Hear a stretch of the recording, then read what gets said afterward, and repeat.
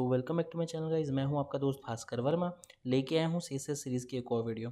दोस्तों इस वीडियो के अंदर हम डिस्कस करने वाले हैं CSS लेआउट अलाइनमेंट के बारे में।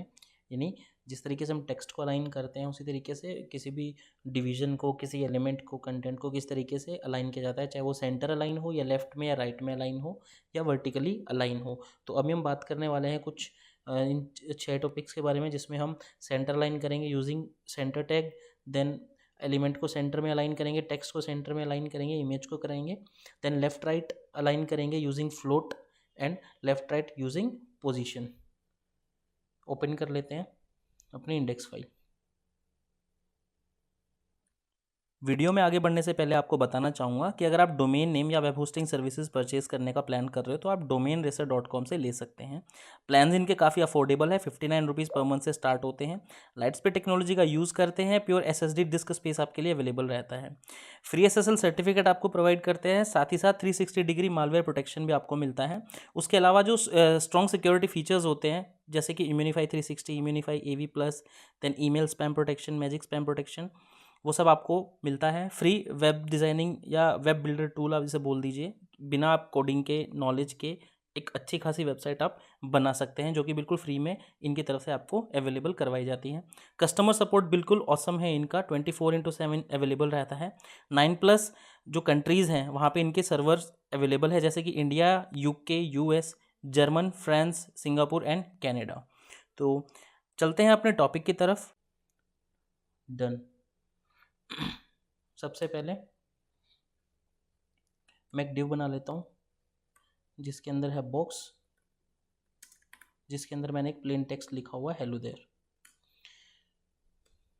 क्लास बुलाते हैं, बॉर्डर सबसे पहले 3 पिक्स सॉलिड ग्रीन, ये हमने बॉर्डर दे दिया सॉलिड ग्रीन और जिसके अंदर टेक्स्ट है ये। तो रिफ्रेश करके दिखा देता हूँ, ये देखिए ये आपका जो है एलिमेंट है जिसके चारों तरफ बॉर्डर है और अंदर क्या है आपका, उसके एक प्लेन टेक्स्ट लिखा हुआ है, सही है।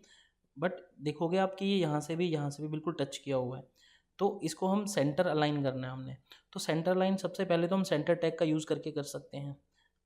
अगर आपको याद हो HTML के अंदर तो हमने सेंटर टैग लिया था और पूरे के पूरे कंटेंट को जो आपको सेंटर में करना है आप उसे सेंटर टैग के बीच में डाल दीजिए, आपकी सारी चीज़ें जो है सेंटर में हो जाएंगी, सही है। ये टेक्स्ट भी सेंटर में हो गया और दूसरा क्या है कि जो ये आपका ये है, ये भी सेंटर में। हालांकि इसका साइज़ बड़ा है, ऑटोमेटिक ये साइज़ बड़ा हो रहा है वेब पेज के साथ साथ, तो पता नहीं चल रहा। तो मैं इसके साइज़ को लिमिटेड कर देता हूँ। मैं इसके विड्थ को कर देता हूँ 300 पिक्स, ताकि आपको देखने में समझने में आसानी हो। ये 300 जैसे कि आपको पता लग गया कि बिल्कुल बीच में है ये पेज के, देन उसके बाद ये वाला कंटेंट जो है आपका इसके बीच में है। तो एक तो ये तरीका है कि आप सेंटर टैग का सीधा सीधा यूज़ कर लीजिए और पूरे उस कंटेंट को सेंटर टैग के बीच में डाल दीजिए जो आपको सेंटर में चाहिए। दूसरा तरीका क्या है आपका, दूसरा तरीका है आपका कि मार्जिन को आप ऑटो कर दीजिए। मार्जिन को जैसे आप ऑटो करोगे आप देखो कि जो ये आपका बॉर्डर था, जो एलिमेंट था आपका, वो तो सेंटर में, बट कंटेंट सेंटर में नहीं है, आपका टेक्स्ट सेंटर में नहीं है।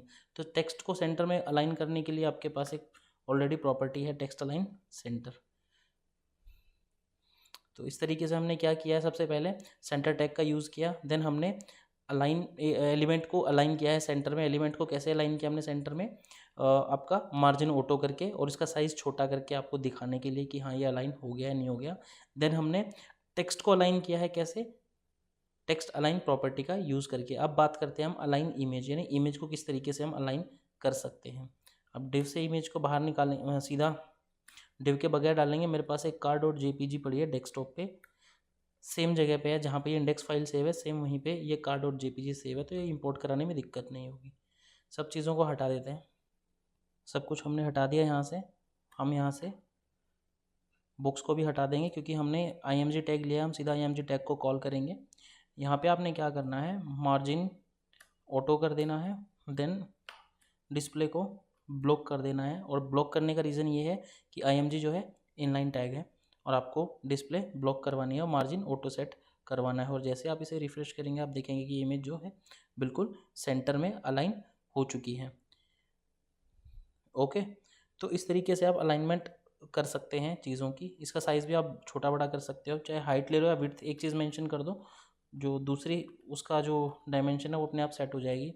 मैंने विड्थ 300 किया, यानी विड्थ 300 किया है तो उसके हिसाब से आपकी हाइट ऑटोमेटिक सेट हो गई। अगर मैं इसे 500 करूँगा तो ये दोबारा जो है ऑटोमेटिक सेट हो जाएगी।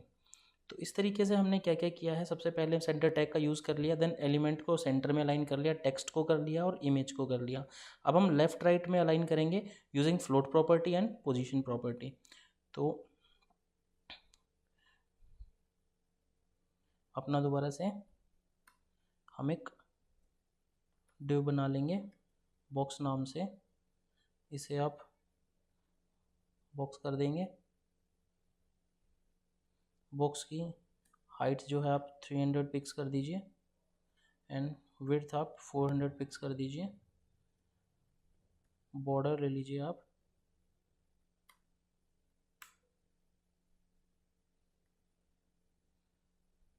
3 pics, solid red green blue जो मर्जी आप ले लीजिए। इस तरीके से आपने बॉर्डर ले लिया यहाँ पे।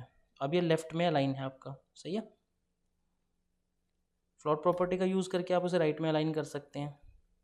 आपने फ्लोट किया, राइट में अलाइन कर दिया, जहाँ पे लेफ्ट में था वहाँ पे ये राइट में अलाइन हो गया।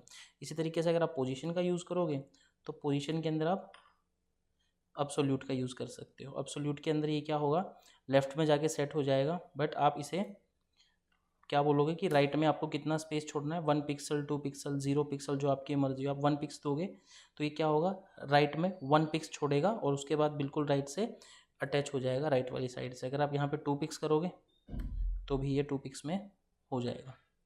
अगर आपको इसे 0 करना है, 0 पिक्स, तो बिल्कुल ये टच हो जाएगा, यहाँ से टच हो जाएगा।